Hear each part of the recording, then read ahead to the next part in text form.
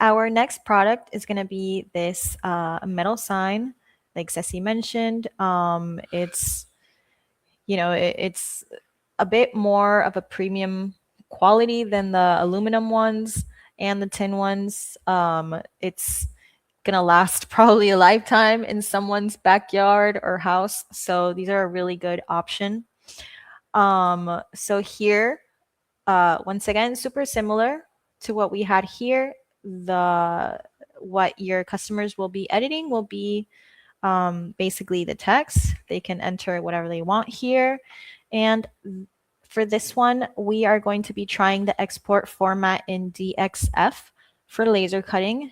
And I went ahead and created, I tested out before the tutorial to see how it comes out. And this is basically a CAD viewer where you can test the DXF files before you send it over to your fulfillment provider. But basically you get all of the vector paths super clean, ready to be cut in any kind of laser cut system.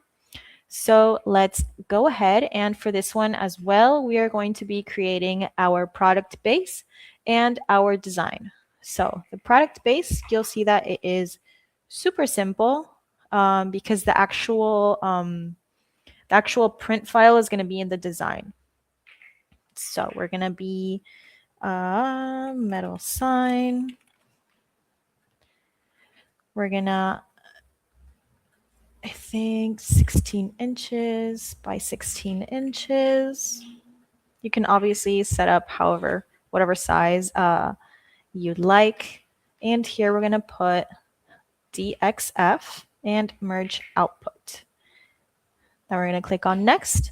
And for this, we're not going to actually put like a product image of the sign because we need it to be like sort of cut out and everything. But we are going to be adding a background. So that is our background.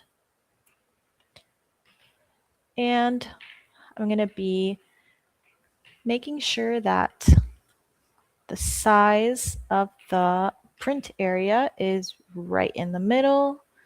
And it is looking great. Great. Now I'm going to click on next, save.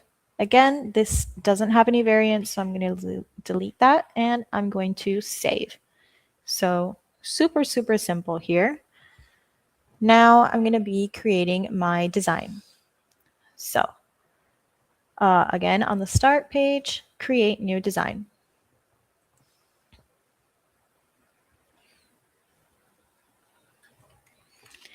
Metal sign, create design, and again, a simple vector, which is going to be my background. I'm going to add my vector. This time we're using like a filled in version of the design. So you could use the same design for both, but we're choosing to make this like a bundle for Father's Day to be sort of in the same theme, but different at the same time. So we're going to use this one. Open it up. And I'm going to add the custom text. Custom text, I'm going to put it in white for now, but you'll see later on that we'll have to do a bit of adjusting. So I'm going to make sure that it is nice and centered there. Make it a bit bigger. We're going to add our font and keep it there. I'm going to do the same adjusting here for the line spacing. And we're going to make sure that this can be a bit bigger because it was a little bit too small there. Again, I'm going to name my layer. And I'm going to make sure that this vector is in single color mode in this plain old black color. So that is about it for our design. I'm going to save design.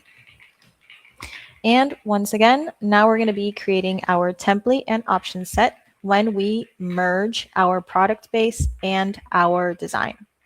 So we're going to go back to our start page and click on Create New Product.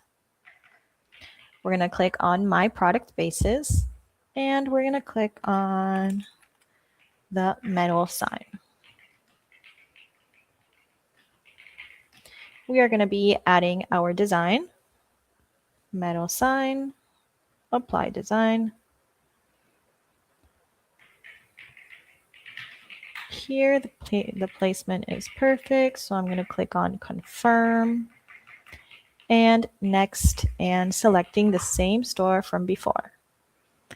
So again, here is where we're creating the actual template that we'll use for your product. So it's important that your product base is set up correctly, that your design is set up correctly, so that ultimate template can have all the information for your customization, for the export format, for everything that you're going to be needing on your production file once you send that over to the fulfillment partner. So it's very important to get those first steps right. But you can ultimately later always change anything on your template if you need to, which we will be doing in a second.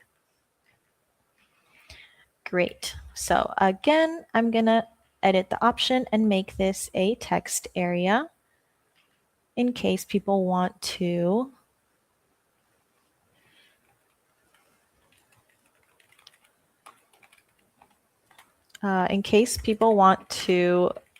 have two lines of text. So as you guys can see here, there is a difference between this preview here on where it says Fred's Barbecue and this preview. So one of them has the text in white, and one of them has the text like cut out from the metal sign. So that's what we will be editing on our template. So I'm going to save this as a temporary product image. And I'm going to save this name, Pod Ninjas class, just so I can find it better later. I'm going to publish this. And once I publish this, I'll be able to see it live on my store, like I mentioned, with this issue that we're having with the white text. But also on the product page, I can see our template that we just created, like I mentioned, with the product base and the design and our option set. So I'm going to click and open the template. Like I said before, this is the merge of our product base and our design. So what we're going to be doing here is we're going to duplicate the text element just so we could use it on the preview page to simulate this sort of cutout effect where you can see the background. So I am going to duplicate this. Gonna put it just to organize my layers better. Gonna put port for preview, and I'm gonna upload the background image that we have. So what we're gonna be doing here is using this text as a mask. So it's a little trickery just so your shoppers can have a better preview of what the cutout is going to actually look like.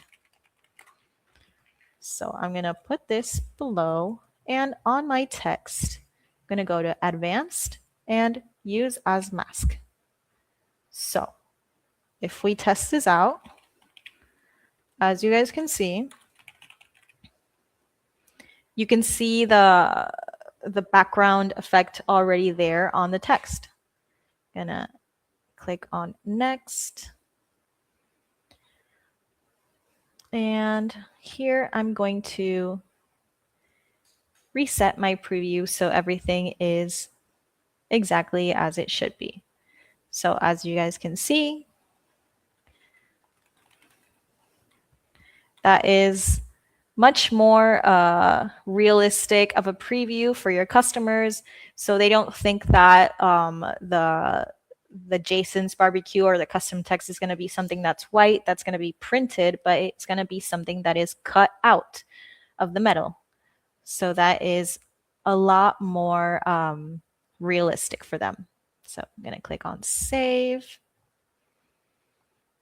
So what we do here is actually we created those elements, and then for the production file, we hide them.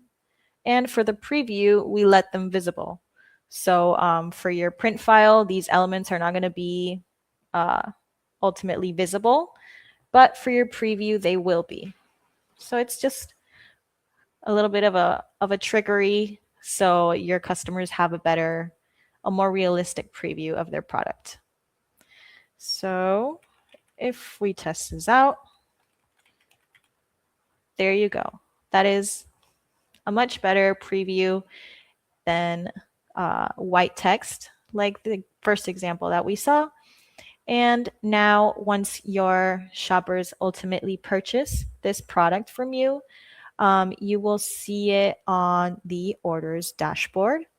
So this is, let's say here, you'll get your order. You'll get a preview of what they ordered, the customer, everything, all the details. And here you'll have the link to the production file. And once you download it and test it out, you should see something exactly like this with all the vector paths perfectly cut out. So you can send it over to your fulfillment partner and send over their customized metal signs. And I think that's about it, Sissy. I don't know if there are any questions.